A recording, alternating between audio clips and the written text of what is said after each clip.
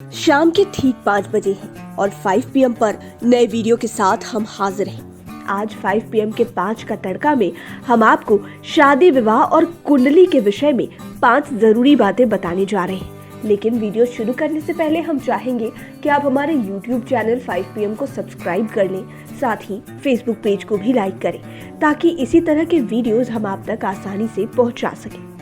शादी की बात शुरू होते ही वर वधू की कुंडली मिलने की बात भी शुरू हो जाती है। कई बार कुंडली नहीं मिलने की वजह से अच्छा खासा रिश्ता भी होते होते रह जाता है। दरअसल वर वधू की कुंडली सामने रखकर उनके गुण मिलाए जाते हैं। गुण मिलान कुल 36 होते हैं। अगर 50% नंबर भी यानी कि 18 नंबर भी आ जाता है तो विवाह करा दिया जाता है। ऐसे में आज 5 PM के 5 का तड़का में हम आज आपको शादी के वक्त कुंडली मिलान की 5 बातें बताएंगे ताकि आप चाहें तो खुद भी वर वधू का गुण मिलान कर यह जान सकते हैं कि जोड़ी जमेगी या नहीं। मंगल दोष को देखें। वर वधू की कुंडली के मिलान में कई बातों का ख्याल रखा जाता है। इसमें कई बातें काफी महत्वपूर्ण हो जाती है। हर बात का अपना खास महत्व होता है। इसमें ग्रहों की चाल, दृष्टि, समय, ऊंच नीच समेत अन्य चीजों पर भी ध्यान दिया जाता है। इसी में मंगल दोष शामिल है। ज्योतिष के अनुसार शादी के वक्त कुंडली मिलान में मंगल दोष पर खास विचार किया जाता है। यह देखा जाना चाहिए कि कुंडली में मंगल दोष नहीं हो। अगर जन्म कुंडली में लग्न भाव चतुर्थ, सप्तम, अष्टम या द्वादश स्थान में मंगल हो तो कुंडली में मंगल दोष माना जाता है। लेकिन कुंडली शास्त्र यह भी कहता है कि अगर किन्हीं की कुंडली में कुछ गड़बड़ दिखे तो उसे कुछ उपायों से ठीक करके विवाह संबंध करने में कोई परेशानी नहीं होती। ऐसे में मंगल दोष को भी ठीक किया जा सकता है। आइए पहले ये जानते हैं कि मंगल दोष क्या है और इसका क्या प्रभाव पड़ता है। दरअसल ज्योतिष और पंडित को अक्सर यह कहते सुना जाता है कि कुंडली में मांगलिक दोष है। ज्योतिष के अनुसार अगर जातक के लग्न भाव में सूर्य है तो उसका स्वभाव अत्यधिक तेज, गुस्सैल और अहंकारी हो जाता है। यदि चतुर्थ भाव में मंगल होने से सुखों में कमी आती है और अधिक कठिनाइयों का सामना करना पड़ता है। इसी तरह सप्तम भाव में अगर मंगल विराजमान हो तो वैवाहिक संबंधों में परेशानियों का सामना करना पड़ता है। विवाह घर पर नजर। जन्म कुंडली में 7वां घर विवाह का माना जाता है। इस घर को भी देखा जाना बहुत जरूरी है। दरअसल कुंडली मिलान जरूरी होता है। आजकल की सामाजिक व्यवस्था में अनेक वैवाहिक दंपतियों के रिलेशन सही नहीं होते और अंततः विवाह ब्रेकअप की ओर पहुंच जाता है। ऐसी दुखद घटनाओं को रोकने के लिए सिर्फ नारी दोष या फिर मंगल दोष का विचार कर लेने से कुंडली के अन्य दोष दूर नहीं होते।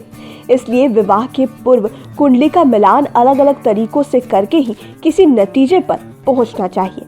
इसी में 7वें घर का सही पोजीशन भी होना जरूरी है। अगर ये घर कमजोर होता है तो विवाह के बाद नए जोड़ों को मैरिड लाइफ में काफी दिक्कत होती है। ज्योतिष शास्त्र की माने तो कुंडली का 7वां घर यह भी बताता है कि आपकी शादी किस उम्र में हो सकती है।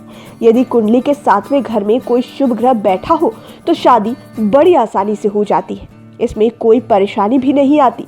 वहीं यदि आपकी कुंडली के 7वें घर में कोई अशुभ ग्रह हो तो शादी में बहुत परेशानियां आती हैं और कई बार तो उम्र निकल जाने के बाद भी शादी नहीं होती। कुटुंब स्थान पर दें ध्यान। अब बात करते हैं कुटुंब स्थान की। हिंदू धर्म में शादी से पहले कुंडली मिलान को लोग काफी वैल्यू देते हैं।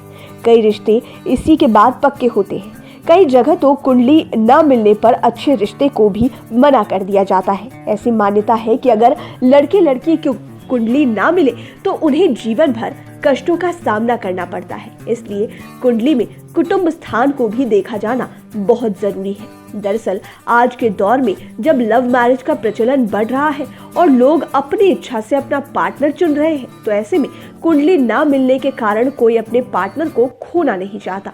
ज्योतिष के अनुसार कुंडली में अष्टम या 8वां स्थान जीवन साथी यानी कि पति पत्नी का कुटुंब स्थान होता है। उस पर प्रथम या द्वितीय भाव में मंगल की यह दृष्टि का पड़ना कुटुंब सुख में बाधक बन जाता है, किंतु उस पर गुरु की दृष्टि या युति से यह दोष नष्ट हो जाता है।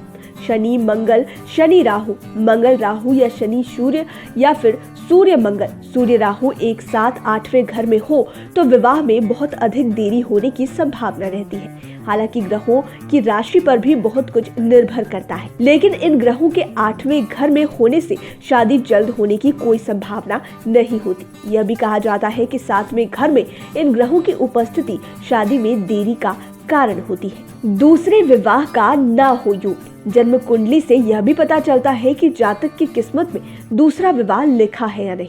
ज्योतिष के अनुसार विवाह के बाद पति पत्नी दोनों का जीवन बदलता है, साथ ही इनके परिवारों की भी स्थिति बदलती है। दरअसल अधिकांश शादियां तो सफल हो जाती है, लेकिन कुछ शादियां किसी कारण से टूट जाती है। शादी टूटने के बाद अधिकांश लोग दूसरी शादी करते हैं। ऐसे में कुंडली के ग्रहों से आप मालूम कर सकते हैं कि किसी व्यक्ति के जीवन में दूसरी शादी के योग है या नहीं। ज्योतिषाचार्यों के अनुसार ज्योतिष शास्त्र में एक योग बताया गया है, पुनर्विवाह योग, यानी कि फिर से विवाह का। कई व्यक्ति ऐसे होते हैं जिनका पहला विवाह सफल नहीं हो पाता और उन्हें पुनर्विवाह करना पड़ता है। कुछ लोग तो 2 से अधिक शादियां भी करते हैं। आज के दौर में एक कड़वी सच्चाई यह भी है कि लोग भोगी प्रवृत्ति के हो गए हैं। आज के युग में जो माहौल बन गया है, उससे लोगों में भोगी प्रवृत्ति दिनों दिन बढ़ती ही जा रही है। अनैतिक संबंध भी उतनी ही रफ्तार से बढ़ता जा रहा है। ग्रहों की चाल, उसके पोजीशन की वजह से कई पुरुष एक स्त्री पर डिपेंड नहीं रह पाते। कुछ लड़कियों की कुंडली में ग्रहों की स्थिति रहती है, लेकिन यह भी हकीकत है कि हिंदू धर्म में एक पति या एक पत्नी के होते दूसरे विवाह की अनुमति नहीं दी जाती है। इसलिए कई लोग चोरी छुपे दूसरे रिश्ते बनाते हैं। ज्योतिषाचार्यों की माने तो यह आसानी से पता लगाया जा सकता है कि संबंधित स्त्री या पुरुष की कितनी पत्नी या कितने पति होंगे। कुंडली से यह भी पता चल जाएगा कि क्या जातक एक से अधिक विवाह करेगा, और करेगा भी तो किन परिस्थितियों में करेगा। हैप्पी लाइफ वाले ग्रह, लड़के हो या लड़की, हर किसी के पेरेंट्स की इच्छा रहती है कि उनकी संतान अच्छे घर परिवार में जाए, घर और वर सही मिले। इसलिए शादी में घर वाले ही नहीं बल्कि बाहर के लोग भी नव दंपति को सुखमय जीवन का आशीर्वाद देते हैं।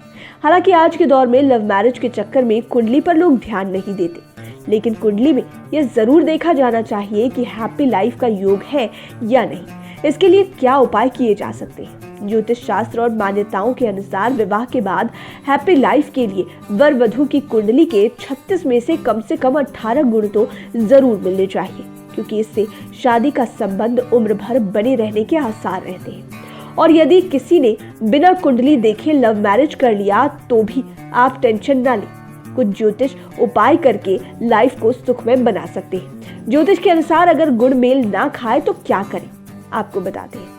आप कुछ विशेष उपायों के जरिए अपने मैरिड लाइफ को अच्छे से जी सकते हैं। जातक की कुंडली में सप्तमेश का नवमेश से योग किसी भी केंद्र में हो तथा बुध, गुरु अथवा शुक्र में कोई भी या सभी उच्च राशि गत हो तो दाम्पत्य जीवन बहुत मधुर होता है। इसी तरह यदि आपकी कुंडली में आगे पीछे ग्रहों से घिरे केंद्र में गज केसरी योग हो अथवा 8वें घर में कोई भी ग्रह ना हो तो जातक का वैवाहिक जीवन बहुत ही मधुर होता है। तो आपने आज जाना कि शादी के वक्त जन्म कुंडली की प्रमुख बातें क्या है और आप नव दंपति के मैरिड लाइफ को कैसे ठीक कर सकते हैं। लेकिन कुंडली मिलान को लेकर हम आपको सलाह देंगे कि आप एक बार अच्छे किसी ज्योतिष से मिले और फेस टू फेस उनसे बैठकर सलाह लें। कहा भी गया है कि आई कांटेक्ट की बातें काफी प्रभावित होती है।